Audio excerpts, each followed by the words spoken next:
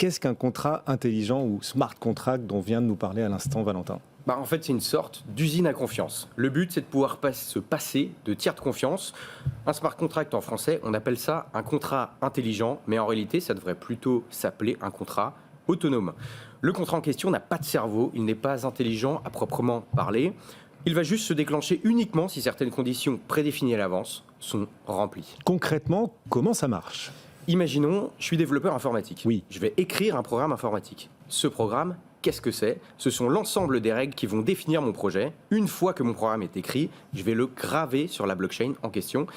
Il devient alors impossible à modifier, mais il peut être consulté par n'importe qui, n'importe quand et en toute transparence. La fameuse usine à confiance dont vous parliez, inviolable et transparente. Est-ce qu'on peut illustrer ça à travers, un exemple? Bien sûr, si demain je veux réaliser un projet de crowdfunding, mais que je ne suis pas certain que le projet va prendre. Du coup, je veux me baquer, je ne veux pas prendre trop de risques et je veux avoir des garanties. Oui. Dans mon smart contract, je vais pouvoir stipuler que si mon projet ne décolle pas à plus de 1000 euros, dans le mois qui vient, il sera annulé. Si on dépasse cette somme dans le temps imparti, l'argent sera versé au gestionnaire du projet.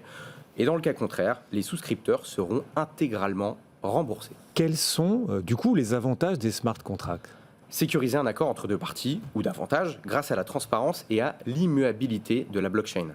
Ça garantit la force obligatoire des contrats, non plus par le droit, mais directement par le code informatique. Les conditions sont très clairement fixées, l'interprétation du code est sans équivoque, contrairement à l'interprétation humaine qui laisse toujours place à la négociation ou à la découverte d'un vide juridique.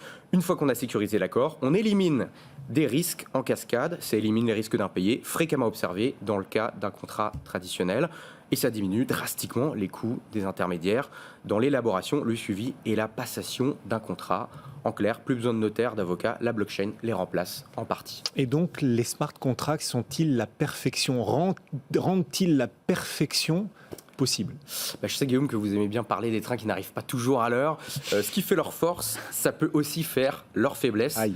Leur immuabilité, par exemple. Si dans le smart contract que j'ai créé, il y a des bugs, dans la plupart des cas, impossible de les réparer une fois qu'il est gravé sur la blockchain. Si des hackers mal intentionnés réussissent à exploiter les failles en question, ils pourront en tirer profit aux dépens des utilisateurs.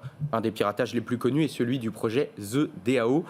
Les hackers ont réussi à voler plus de 150 millions de dollars en jetons ETH. Pour récupérer les jetons, il a fallu réécrire l'historique des transactions dans la blockchain Ethereum. Un comble pour une technologie qui repose sur un principe d'inviolabilité des informations inscrites. Et du coup, est-ce que des solutions sont possibles? Est-ce qu'un en même temps est possible pour permettre à l'humain de reprendre le contrôle d'un smart contract si celui-ci domicilie un vice, si celui-ci n'est pas aussi parfait qu'on aurait cru qu'il devrait l'être? C'est typiquement ce genre de problème qui pose la question de l'immuabilité des blockchains. Est-ce qu'il ne faudrait pas réintroduire une intervention humaine dans le cadre d'un smart contract pour pouvoir définir des cas d'arbitrage en cas d'extrême urgence?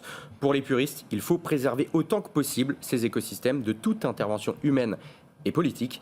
La communauté est divisée sur la question, le débat est ouvert. Ah oui, c'est un